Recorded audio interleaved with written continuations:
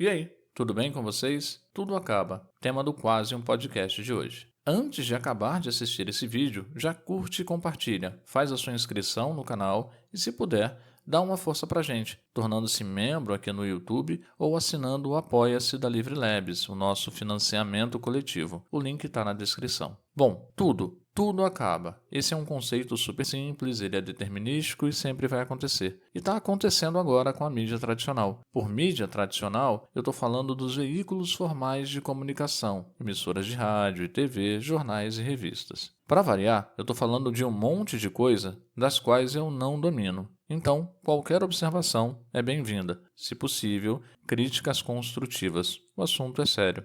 Já tem um tempo que presenciamos as consequências da expansão do digital no mundo real. Isso chegou semana passada em um dos maiores, se não o maior grupo jornalístico do Brasil, a Rede Globo. E antes de você começar a gritar Globo lixo, vamos tentar entender o que está acontecendo nesse processo. Desde que a internet surgiu e chegamos à Web 2.0, onde o usuário podia criar conteúdo, maravilhoso isso, né? Bem, desde essa época eu ouvia falar de jornalismo cidadão. Nunca aconteceu. Ao invés disso, temos influenciadores, pessoas que através de seus posicionamentos, algumas opiniões radicais e carisma, arrebanham milhões de pessoas que se identificam com o que está sendo dito. Se identificam tanto que repetem e reafirmam opiniões como se tudo o que foi dito fosse verdade. O modo de operação da internet e das mídias sociais fazem com que essas pessoas, os influenciadores, se tornem verdadeiros veículos de comunicação e propaganda. Assim, além das publicidades que você tem no dia a dia, nos vídeos, blogs e sites, você também tem as que são feitas pelos influenciadores, mais discretas, sutis e, por vezes, mais eficientes. Isso, em parte, está ajudando a matar a mídia tradicional, principalmente a que se dedica à informação. Publicar uma notícia em uma rede como a Globo exige de quem publica e do veículo envolvido uma série de responsabilidades. Isso vai da apuração e pesquisa dos fatos, composição da escrita e dos técnicos envolvidos no processo para que tudo isso aconteça. E isso falando por baixo. Existem centenas de pessoas envolvidas para que você receba uma notícia em casa. Isso, por si só, já faz com que todo o processo se torne mais sério e responsável. Fora isso, o veículo que publica a notícia também pode ser responsabilizado por ela. Daí o cuidado na apuração e verificação do que está sendo publicado. Para que isso aconteça da forma como conhecemos, dinheiro é necessário. Dinheiro que vem em parte da publicidade e que está se movendo para influencers e sites. Na internet não é bem assim. Você tem uma pessoa, tipo eu, só que mais competente, com mais carisma e mais disposta a fazer acordos. Um editor, alguém para luz e câmera e pronto. E isso em um cenário muito bom. Na maioria das vezes é só você mesmo gravando.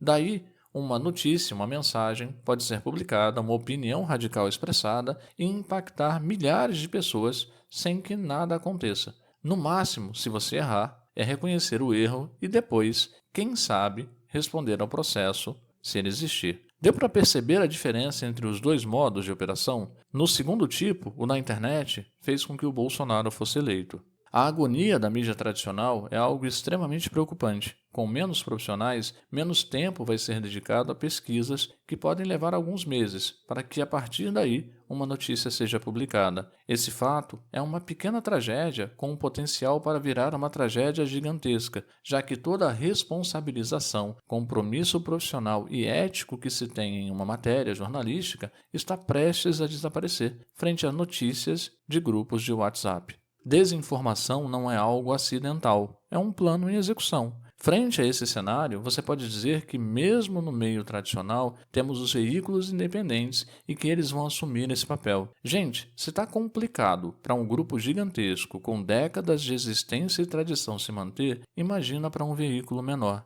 A tendência é que os veículos independentes, principalmente os mais bem estruturados, comecem a desaparecer. E vão desaparecer primeiro que os grandes, porque não vão conseguir se manter. Na verdade, eu sou capaz de arriscar que alguns já fecharam, principalmente os de influência local, de alcance local em pequenas cidades e regiões. A mídia tradicional não é uma estrutura perfeita, longe disso, mas é responsável, confiável e talvez imparcial. Ela, assim como a democracia, precisa de aperfeiçoamento, não de extinção. Jornalistas, na sua imensa maioria, são pessoas sérias. Precisamos deles. Foi graças à iniciativa dos veículos de comunicação que ficamos sabendo do número de mortes na pandemia. O governo simplesmente decidiu não mais publicar, assim como aconteceu lá na década de 70 com a epidemia de meningite. Jornalismo não se faz apenas com declarações. Jornalismo necessita de pesquisa, investigação, trabalho sério, que muitas vezes é arriscado e pode levar à morte. Alguém lembra aí do Tim Lopes?